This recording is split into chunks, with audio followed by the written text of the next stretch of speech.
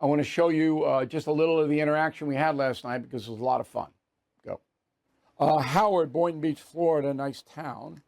If progressives are able to take all three branches of government, what are the consequences for the middle class? Massive inflation. That's what's going to happen because progressives will spend, we got 35 trillion in debt. In the first 2 years of a Harris administration, go to 40 trillion. I think that's the tipping point for the dollar. So you'll pay more and more and more and more and more because Harris has no idea about macroeconomics. There's no clue on how to deal with that. Never dealt with it an entire life. And unlike J.D. Vance, who blamed Harris for the inflation, it wasn't Harris's fault. It was Biden's. Biden ordered all of that spending, and Harris had nothing to do with it. But she cheerleaded it. You remember Bidenomics is great, all that nonsense. Okay? But if she had the top job, yeah, no idea. And the progressive philosophy is spend, spend, spend, tax, tax, tax, and that would just rip through the economy. So it's not going to be good. Every working class American will be harmed dramatically if Harris wins and Congress goes Democrat.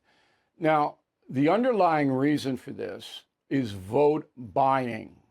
This is very important.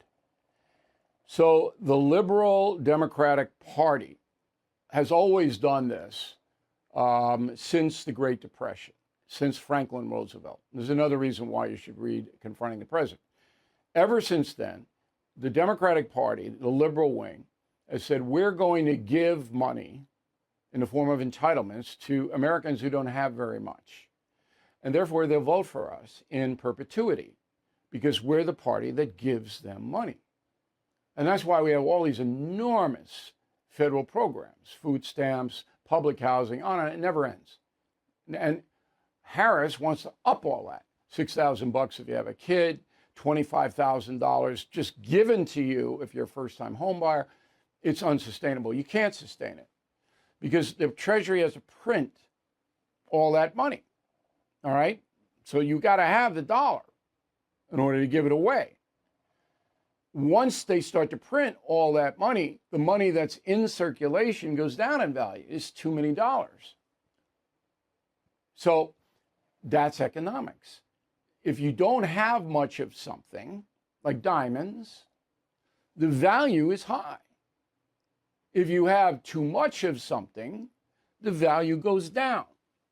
So people who are working, if their dollar isn't worth, they got to pay more for what they need, the essentials of life. Now, most Americans have no clue. They've never taken an economics class. They don't know macroeconomics, and Kamala Harris is in that category. She is a machine politician. She doesn't understand economics. She'll have progressives telling her, oh, we got to do this. Oh, you got to do that. That's what her whole campaign is. We're going to give it away, give it away, give it away, and take it away from O'Reilly and the other people in America who have money. We're taking it away from them. It's Robin Hood. And then we're giving it to you. That has a lot of appeal. That is the main appeal of the liberal left in this country. And again, you got to stop it at some point, but they won't. And here's the final point. This is very important. The progressive left, George Soros, these people, again, not Kamala Harris, not Joe Biden, they have no idea. They want the dollar to crash. They want the U.S. economy to go into a depression. Why? Because then the federal government will take over the entire economy in an emergency basis. But of course, they'd never give it back. And that's what socialism is. The free marketplace doesn't exist. The government tells everybody, individuals and companies, what they can and can't do. All right? So you got to hire this amount of blacks. You got to hire and pay this salary.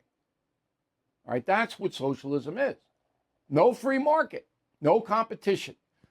Government decides. That's what Soros and his crew want. Again, Biden and Harris play right into that, but they don't really understand it. I would say 80% of Americans do not know what I just told you. 80%. but it's true.